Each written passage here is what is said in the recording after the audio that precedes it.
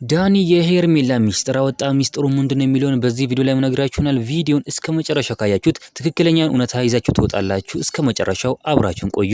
በጣም በሚገርም ሁኔታ እንግዲህ ዳኒ የሄርሜላ ሚስጥር ሙሉ በሙሉ አሳልፎ ሰጥቷል ማለት ነው። ለአብርሃም አሳልፎ ሰጥቷል። ይሄ ደግሞ በጣም የሚገርም ነገር ነው። እንደሚታወቀው እንግዲህ ዳኒ ሩታ ጋም ሄርሜላ ጋም ይሄዳል፣ እዚህም እዛም ያሽቃብጣል። የሆነ ጥቅም ካገኘ በቃ እሱ ጥቅምን ብቻ ይፈልገው እንጂ እነሱ ተጎዱ እነሱ ምናምን ስለነሱ ስሜት አይጨነቅም ማለት ነው። ነገር ግን እሱ የራሱን ብቻ ነው እንትን የሚለው ይሄ ጥቁር አዝሙድ ሰውዬ ማለት ነው። በጣም የሚገርም ነገር ነው። ዳኒ እንግዲህ ይሄን ነገር ሲያደርግ ሄርሜላ ሰምታ በጣም ተናዳበታለች። እንዴ ነው እኔን ምክደው፣ እንዴ ነው እኔን እንትን ምትለኝ፣ ለአብርሃም ሚስጥሮች የምታወጣ ስትል ተናግራለች። ዳኒ እንኳንም ካደሽ ማለት እንፈልጋለን ማለት ነው። ለምን ትክክለኛ ነገር እያደረገች አይደለም። ሄርሜላ ትክክለኛ ነገር እያደረገች አይደለም። ሄርሜላ አብርሃምና ሩታን አጣላችና ለራሷ አብርሃም ልትወስድ እያደረገች የምትገኝ ሴት ናት እንጂ ምንም ጥሩ ነገር እኔ ሄርሜላ ጥሩ ነገር አደረገች ሲባል ራሱ ሰምቼም አላቅም። አድርጋ ምን ባይኔም አይቼ አላቅም ማለት ነው። ጥሩ ነገር እየሰራች አይደለም ሄርሜላ። ሩተኛ እንቁኛ ጀግና ግን በጣም ጥሩ ነገሮችን እየሰራች ትገኛለች። እሷ ትዳራውን ለመሰብሰብ ነው እንጂ ምንም እያደረገች አይደለም ማለት ነው። የልጅ አባቷን